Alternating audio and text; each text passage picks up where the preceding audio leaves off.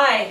Virginia Woolf said that every writer needs a room of her own, and I would add to that that every structural editor or developmental editor needs a dining room of her own, or at least a floor of her own, because I've yet to find a computer program that works well for the old-fashioned cut and paste work.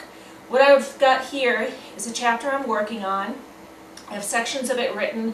Other parts of it are just notes from conversations with the author that I've glued into approximately the right place. And I find that I can work on a section of a chapter with Word on my computer, but when it comes to the whole chapter layout, I really have to do it this way.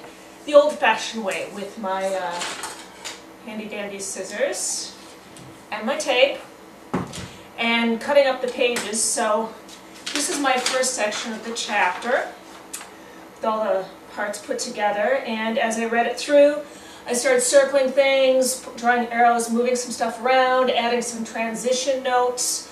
In a few places I've got a question for the author or something I'm not sure I'm going to add in yet, or I added it in and it was too difficult to paste in, so I'll just put another little piece there. And what I'll do in the end is I will actually tape these all together as one long scroll, then go back to my computer and piece it together on the computer, moving chunks into place, typing in my hand transitions and hand notes to myself. And then I've got a nice clean chapter to work with.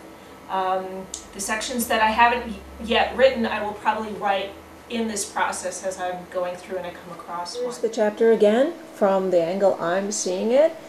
Maybe you can see a little more closely how I've actually taped together pieces lightly, because sometimes I'll still move them.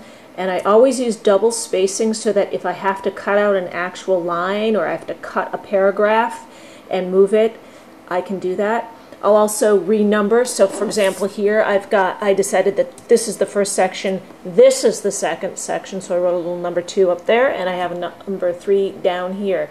And like I say, some of these are pieces that have actually been written, and some are just notes from the author that I'm going to be rewriting as I go.